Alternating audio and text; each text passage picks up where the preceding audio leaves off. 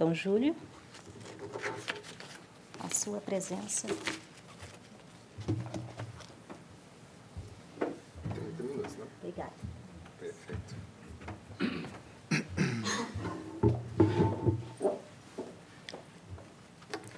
Bom dia. Bom dia. Um bom dia como se estivéssemos acordados, por favor. Bom dia. Bom dia. Caros internautas, queridos amigos da Rádio Espírita de Atlanta, formulamos votos que o Senhor encontre abrigo em nossos corações. Inicialmente, a nossa profunda gratidão aos organizadores do Fórum Espírita dos Estados Unidos por nos convidar, já que tem à disposição muitos e, por caridade, nos convidaram e aceitamos com muita alegria esta iniciativa de disseminação do Espiritismo nos Estados Unidos. Porque quem nos acompanha do Brasil talvez ignoram os nossos desafios de implantar nestas terras abençoadas, que a todos nos acolheram muito bem, o Espiritismo conforme ele é praticado no Brasil. O movimento espírita, ele adquire as características locais.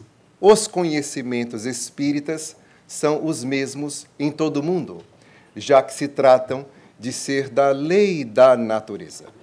Daí, o nosso querido Luiz, a Isabel, prepararam esse belíssimo vídeo introdutório que já apresentou os pontos básicos do Espiritismo. Logo, então, estaremos trazendo algo que possa nos levar à reflexão da aplicação útil desta informação em nossas vidas. Porque se não há uma aplicação útil para a qual nos encontramos aqui, é desnecessário esta filosofia.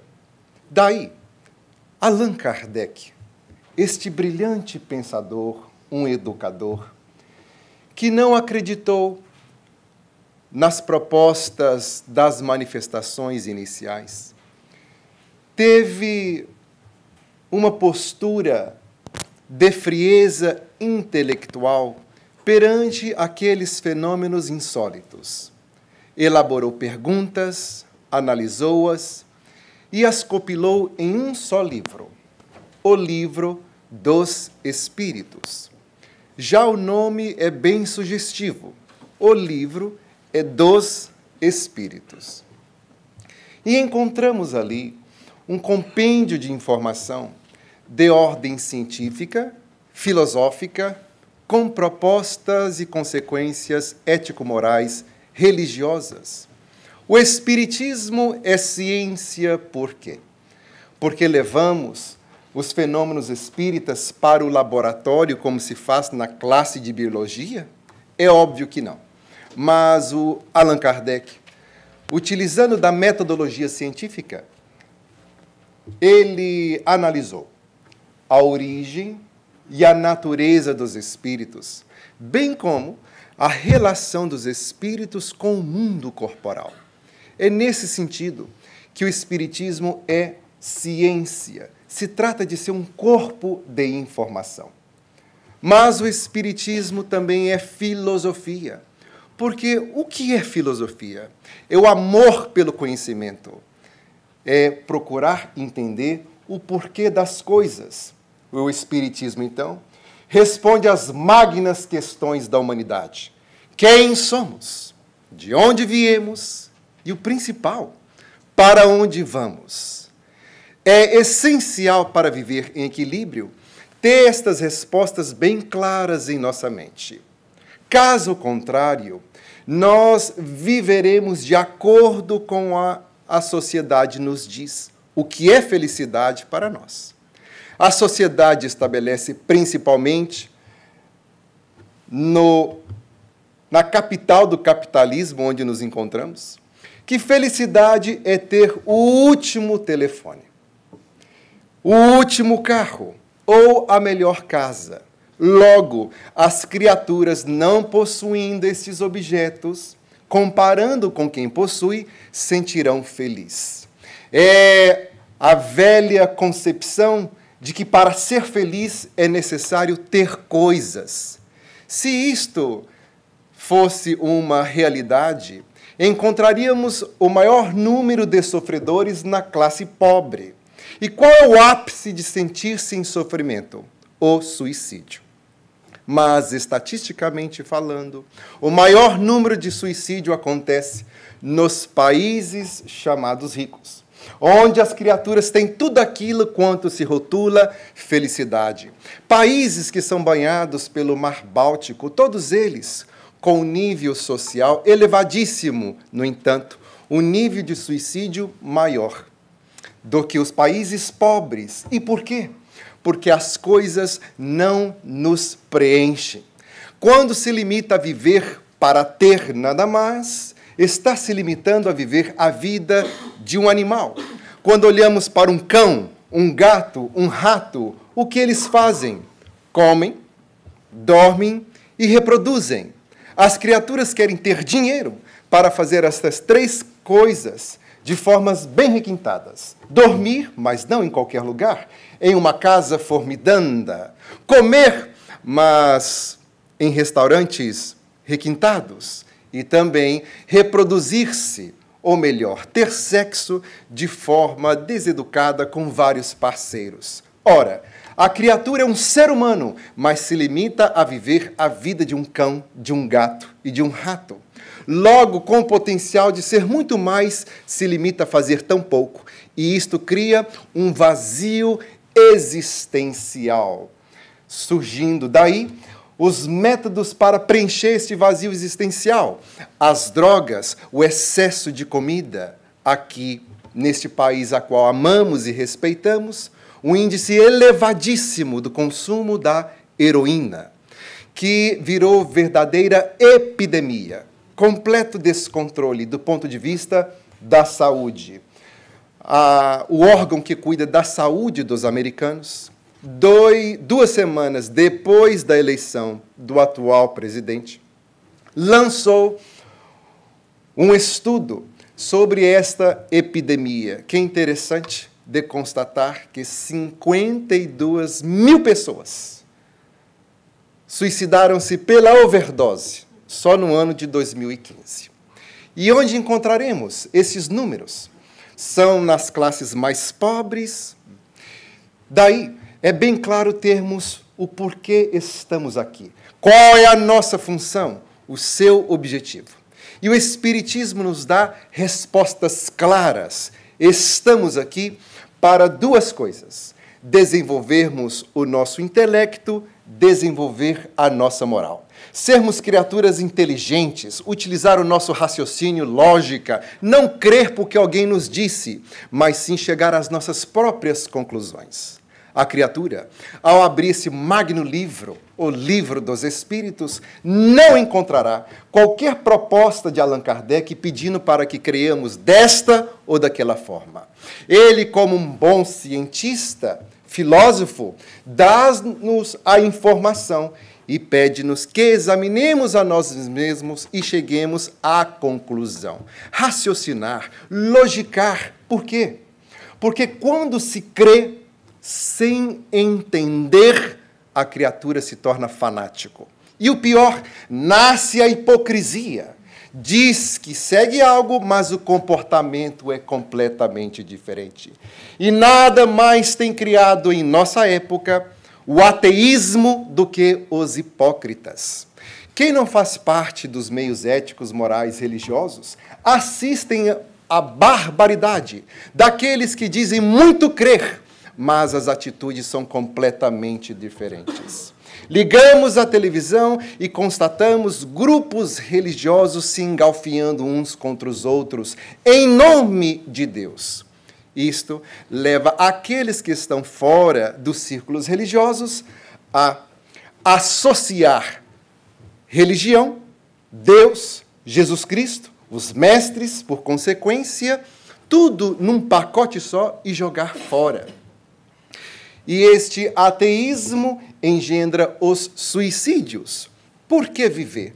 Qual é o motivo de eu aguentar tanta dificuldade, já que se eu me eliminar, não estarei mais sofrendo qualquer coisa? Logo, quando entendemos a nossa crença, quando compreendemos o porquê de acreditarmos, qual é o objetivo da nossa vida, temos uma transformação interior. Porque aprendemos que continuar a mesma criatura é um sofrimento para nós mesmos. Ninguém está no controle do nosso destino. Somos nós os arquitetos do nosso futuro. Então, por inteligência, porque não queremos sofrer, modificamos a nossa forma de ser. Porque compreendemos por nós próprios que transformar-se interiormente é o caminho para alcançarmos o que tanto almejamos, a paz, a felicidade. Logo, Allan Kardec interroga, na pergunta 923 de O Livro dos Espíritos. Questão essa que é de interesse para todos nós, independente do credo que segue ou se não segue nenhum. A felicidade é relativa.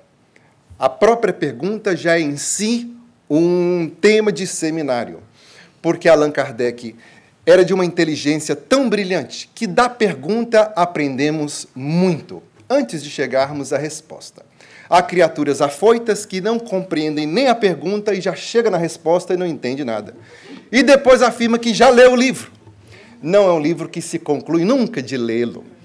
Viana de Carvalho, pelo médium que admiramos tanto, pelo serviço à causa da divulgação espírita, o tribuno Divaldo Pereira Franco, disse que se ele passasse 100 anos apenas lendo o Livro dos Espíritos, que encontraria no final deste período material de reflexão que ele não observou nos passados 99 anos.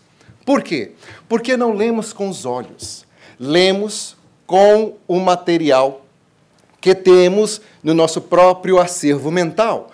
Quanto mais se aprende, mais se ignora o quanto sabe, mais mergulha-se no próprio ensino. Daí é necessário meditar, refletir, indagar si mesmo, que a pergunta está indagando, para aumentarmos a nossa bagagem de experiência, de conhecimento. Então ele começa a pergunta, já filosofando. Sabemos que a felicidade é relativa. Por que é relativa e não absoluta? A felicidade para uma pessoa de uma certa condição social não é a mesma felicidade para uma criatura de outra condição social. Estamos aqui, cada um de nós, com certas situações dentro de uma condição social que para milhares de pessoas seriam a absoluta felicidade. Pessoas que não têm o que comer, criaturas que estão em campos de refugiados, supostamente ser temporariamente lá se encontram por mais de 10 anos. O que vivemos no nosso dia a dia, sem darmos qualquer aprecio, é para eles um sonho. E estamos vivendo o sonho de alguém. Porém, estamos experienciando a mesma felicidade? É óbvio que não. Daí, a felicidade é relativa. Mas ele indaga, se a felicidade é relativa à posição de cada um, teríamos então um ponto comum de felicidade para todos? Veja que pergunta incrível do ponto de vista filosófico. Qual seria o ponto comum de felicidade para todos, independente do acervo intelectual, da postura, das conquistas materiais? E Allan Kardec, então, e os espíritos, pelas médiuns, respondem: para a vida material é a posse do necessário. Para a vida moral, a paz de consciência e a fé no futuro. Ora, quem é que estabelece o que é necessário para a nossa vida material? Muitas das vezes é a sociedade, que nos diz o que temos que comprar, quantos canais de televisão temos que pagar. E o que acontece é que a maioria vive numa classe social da qual não tem conta não tem meios para ali estar. Então, ao invés de ter coisas, é escravo das coisas. É alguém que possui sendo possuído. E cria-se um tormento. E as frases que são quase que automáticas, já que estamos no começo do ano. Muito dinheiro no bolso, saúde para dar e vender. Começa o ano endividado até a alma, utilizando o verdadeiro diabo que existe, chamado cartão de crédito, comprando aquilo que não precisa, com dinheiro que não tem, para impressionar as pessoas que não gostam. Então já não vai entrar em 2017 com muito dinheiro no bolso. Saúde para dar e vender. Não se vende saúde. Enquanto está enunciando esta frase, envenenando o corpo com as substâncias que o destroem. Então é um contrassenso nesse sentido. A felicidade material é nós precisar de quanto menos coisa possível. Vivermos dentro do padrão que podemos. O Espiritismo não faz uma apologia à pobreza. Para ser evoluído é necessário ser pobre. De jeito nenhum. Podemos ser felizes em qualquer classe social que nos encontramos. Que bom que existem os grandes empresários para fornecer trabalho a muitos, para adquirirem a dignidade. Mas nós estarmos numa condição social preocupada em vivermos para exibir-nos o poder aquisitivo é um tormento sem contas. Daí, estabeleça para você qual é a posse do seu necessário, que é muito relativo para cada pessoa. Nós não precisamos de um helicóptero. Um grande empresário sim precisa para deslocar de uma empresa para outra. É um missionário da vida, atendendo e dando dignidade a milhares de criaturas a conseguir o próprio salário. Mas a segunda parte da resposta, paz de consciência e fé no futuro. Como é que adquirimos paz de consciência? Ora, pelas teorias tradicionais, poderemos adquirir paz de consciência meditando numa montanha, nos isolando hermeticamente em um deserto, mas paz de consciência, pela proposta espírita, é o cumprimento do nosso dever. Você tem um dever perante a si mesmo, perante os outros, perante a sociedade. Reencarnou, está revivenciando a experiência física para cumprir com uma missão específica. Que missão é essa? O auto-melhoramento. Então, o que nos vai dar a paz de consciência? Cumprindo com o nosso dever. O Espiritismo, então, nos dá os meios para cumprirmos com o nosso dever, ajudando-nos a entender que temos que superar a nós mesmos e não aos outros, num exame de autoconsciência para entender quais são os nossos desafios, óbices, obstáculos que impedem o nosso avanço. E vamos descobrir que as grandes dificuldades estão dentro de nós mesmos. Os velhos hábitos que carregamos, resultado da nossa evolução como espíritos. Tudo quanto nasceu do egoísmo, a inveja, a preguiça, o ressentimento, a avareza, o ciúme. A criatura, então, trabalhando esses pontos dentro de si, vai obter paulatinamente o que tem tanta sede, a paz. Para apenas contextualizar como é difícil um destes problemas em nossa vida, conta que São Pedro, e claro que se trata de uma anedota, já que estamos tentando diferenciar o que é superficial do que é real dentro do Espiritismo. São Pedro estava com dificuldade para permitir às criaturas entrarem no céu, porque muitas pessoas estavam chegando. Então, naquele dia, ele decidiu, só quem tiver mortes muito drásticas entrarão. Então, chega uma primeira pessoa. E Pedro pergunta, o que aconteceu? Eu sofria do ciúme. Aliás, não sofria, porque quando a gente desencarna, continua com os velhos hábitos. Muito ciumento. A minha esposa, ela não é alguém que está comigo, é alguém que me pertence. E como me pertence, eu desconfiei que ela estava me traindo. E para a criatura que sofre dessa doença, não há escapatória para o outro, há sempre o que desconfiar. Então eu coloquei um detetive para vigiá-la. Fui trabalhar. E ele me telefonou, dizendo que viu alguém entrando dentro de casa. Eu disse, mas não é possível. O dia já começou todo errado. Eu levantei apressado, atrasado, fui na geladeira, estava estragada. Não tive nada para comer, vim trabalhar e agora esse telefonema saiu esbaforido, quase que atropela ciclistas, pedestres. E eu subi, São Pedro, ao 16º andar, no prédio onde eu morava, e escutei um zum-zum lá dentro, e estava tão nervoso que procurei as chaves e não achava no próprio bolso. E escutei o zum-zum-zum, e tão desesperado logo consegui, não achava o buraco da chave. Da fechadura, quando eu coloquei, vi ele pendurado lá fora, São Pedro. Você pode imaginar o que eu senti. Não sei se a esganava ou ia ao encontro do Ricardão.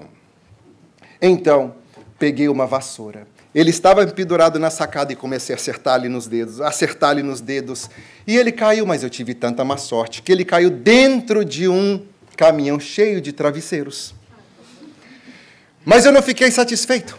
Peguei a geladeira, empurrei com muita dificuldade e joguei em cima dele. Aí ele morreu. Olhei para ela, tive infarto, morri também. E agora estou aqui. E São Pedro disse, mas nossa... Coitadinho, entre, por favor. Veio um segundo. O que aconteceu com você? Qual foi a sua morte?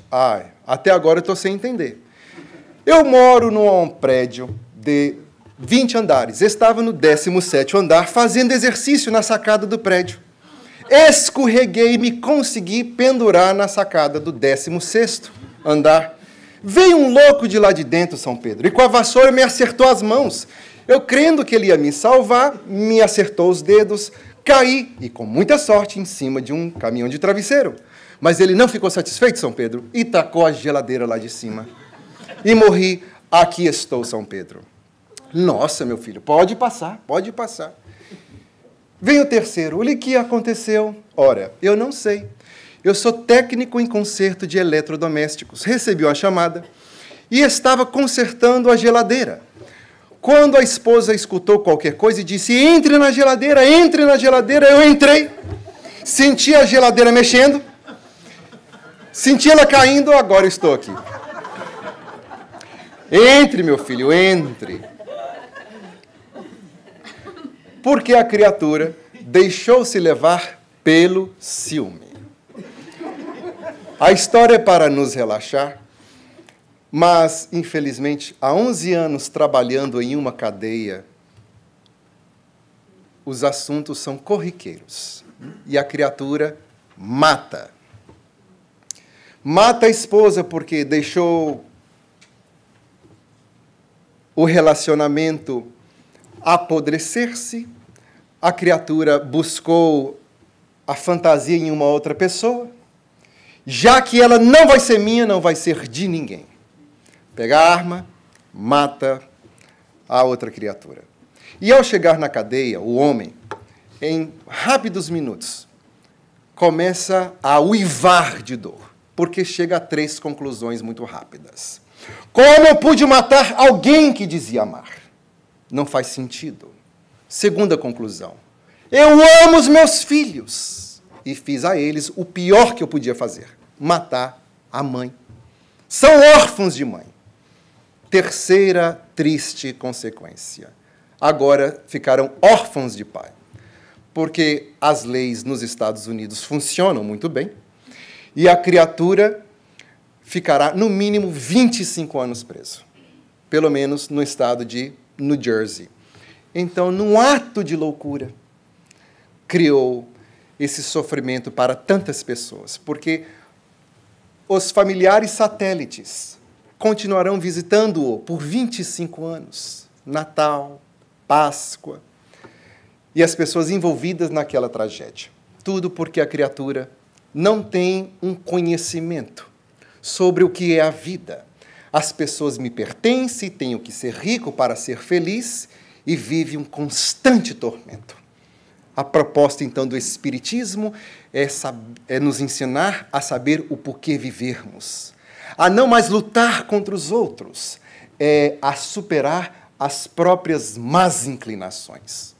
E nos dá o meio para isto. De que forma? Através dos estudos, através da conscientização pelas palestras, por esta terapia de grupo que estamos realizando. Não é chegarmos, sentarmos e pensar que o estudo, o conhecimento entrará por osmoses. Não. É esforçar-nos para compreender, digerir intelectualmente o material e logo nos esforçar para colocarmos em prática. Podemos receber o passe como complemento, tomarmos a água, mas tudo isto será dispensável se não aprendermos o que está sendo ministrado pelo estudo. Então, mergulhe em o livro dos Espíritos para saber o porquê viver. E aí teremos uma conduta religiosa sem rituais. Porque a palavra religião significa a ação de reconectar a criatura com o Criador. E se estamos, então, melhorando, estamos estabelecendo essa conexão para saber como bem viver, utilizando desta oportunidade. É por isto que os espíritos superiores continuam voltando pelas mãos dos médiuns para sempre nos convocar ao trabalho. Porque depois que aprendemos, vamos conscientizar que a minha dor vai ser diminuída na razão direta que eu diminuo a dor das outras pessoas. Não é fora do conhecimento da reencarnação que há salvação. Não é fora do conhecimento de Allan Kardec que há salvação. É fora da caridade não há salvação. Porque o bem que eu faço às outras pessoas anulará o mal que eu fiz. Construirei um futuro feliz, construindo a felicidade para as outras pessoas agora. Daí é importante fazer o bem que nos faz o bem. E por isso que eles sintetizam esses conhecimentos em belíssimos poemas. É por isto que o jovem Castro Alves volta pelas mãos de Chico Xavier e estabelece o que significa o bem em nossas vidas, que foi transmitido por Jesus Cristo e agora é repetido pelo Espiritismo, em seu poema belíssimo, ensinando-nos o antes e o depois destes conhecimentos em nossa vida, afirmando que gemia a terra humilhada, a noite do cativeiro dominava o mundo inteiro sob o carro da opressão, com mandíbulas vorazes de loba que subleva, Roma encharcada de trevas espazia a escravidão. Na Capadócia, na Trácia, na Mauritânia e no Egito, o povo chorava aflito, tragando-se Cutefel. Gemia Apolo dentro do reino, não mais Eros de olhar brando, nem bela Afrodite amando, nem mesmo ele, o Apolo encantador. O frio dormir em sombra, cessar a graça de Eleusis, não mais surgir outros deuses que não fossem do terror. Mas, quando o mal atingiu o apogeu da indiferença, disse Deus da altura imensa, faça-se agora mais luz. E um livro desceu brilhando para a história envelhecida. Era o evangelho da vida sob as lições do suave Jesus. Tremeram dourados olhos, o orgulho caiu de rastros, arcanjos vinham dos astros em cânticos de louvor. Mas ao invés da vingança contra o ódio, contra a guerra, a mensagem do Cristo pedia à terra paz, bondade e amor. Começou o reino, horizontes infinitos descerraram-se os aflitos, perdidos nos escarcéus. Os fracos e os desditosos, os tristes e os desamparados, contemplaram deslumbrados novos rumos, novos céus. Desde então a humanidade trabalha, cresce, porfia, ao clarão de novo dia por escalar outros sóis. E a mensagem do Cristo continua formando renovadores, artistas, santos e heróis. Espíritas companheiros, da grande luz restaurada, tracemos a nossa estrada na glória do amor cristão e servindo alegremente na luta, na dor, na prova, busquemos no Espiritismo, na Boa Nova, o Evangelho da nossa redenção. Muito obrigado, meu Deus, pela bênção do falar. Muitíssimo obrigado pela paciência de vocês nos escutar e desejamos um dia de muito aprendizado para todos nós. Obrigado.